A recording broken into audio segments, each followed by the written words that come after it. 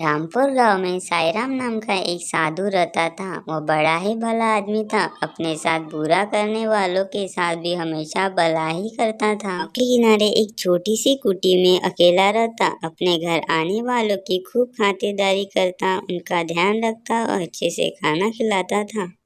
गर्मियों के दिन थे, खूब गर्म पड़ रही थी और लू चल रही थी। एक आदमी दोपहर में कहीं जा रहा था।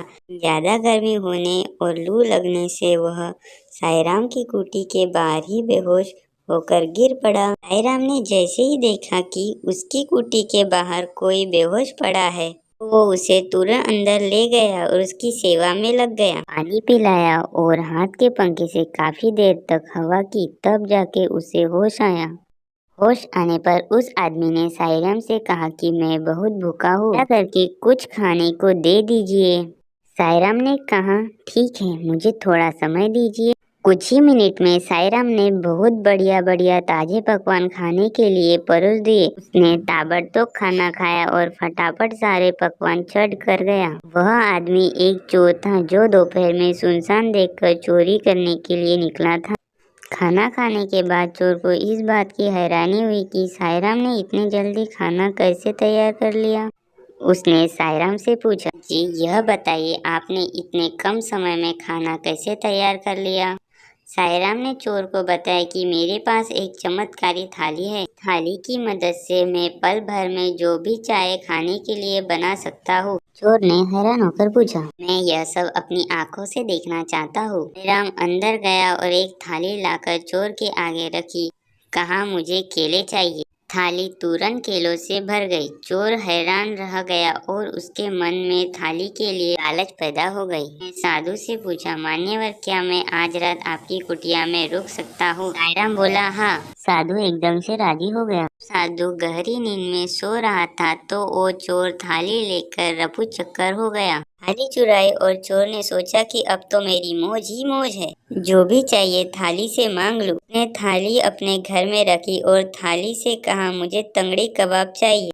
मगर थाली में कुछ नहीं आया। फिर उसने कहा, मुझे रसमलाई चाहिए। थाली अभी भी खाली थी। चोर ने कहा, सेब लाके दो। थाली में फिर भी कुछ नहीं आया। चोर को जितनी भी खाने की चीजों के नाम याद थे उसने सभी बोल डाले, लेकिन थाली खाली की खाली रही।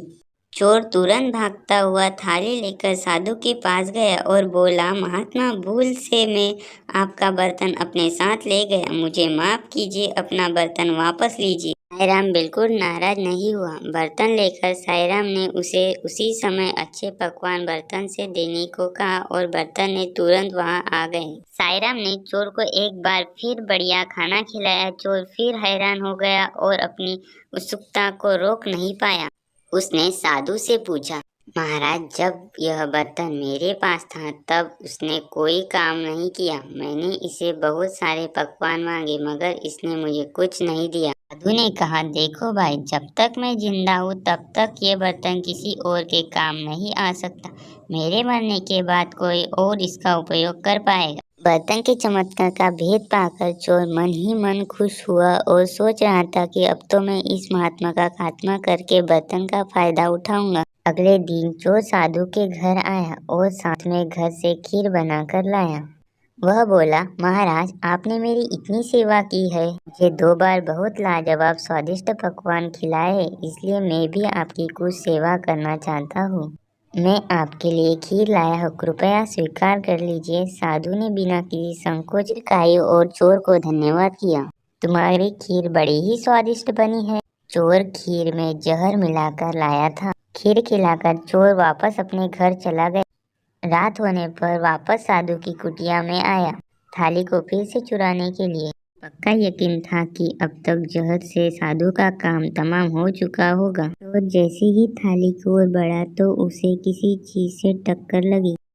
आवाज सुनकर साईराम ने आंखें खोली और उठकर चारपाई पर बैठ गया। बोला, कौन है भाई? चोर की हैरानी का तो ठिकाना ही नहीं रहा। वह बड़ी ही हैरानी से बोला, महाराज, आप अभी तक जीवित है। साधु बोला, क्यों भाई, तुमने यह कैसे सोच लिया कि मैं जीवित नहीं हूँ? चोर ने कहा, मैंने दोपहर में आपको जो खीर खिलाई थी उसमें बहुत तेज जहर मिलाया था। मैं तो यही सोच रहा था कि जहर के असर से आप अब तक मर चुके होंगे। साधु ने कहा, "तो भाई, मैं निस्वार्थ भाव से लोगों की खूब सेवा करता हूँ और सच्ची निष्ठा से भगवान का जप भी करता हूँ, योगा अभ्यास भी करता हूँ। इसलिए मुझे आशीर्वाद प्राप्त है कि मैं कितना भी तेज जहर क्यों ना हो, मैं उसे पचा सकता हूँ। किसी भी जहर का मुझ पर कोई असर ना होता।"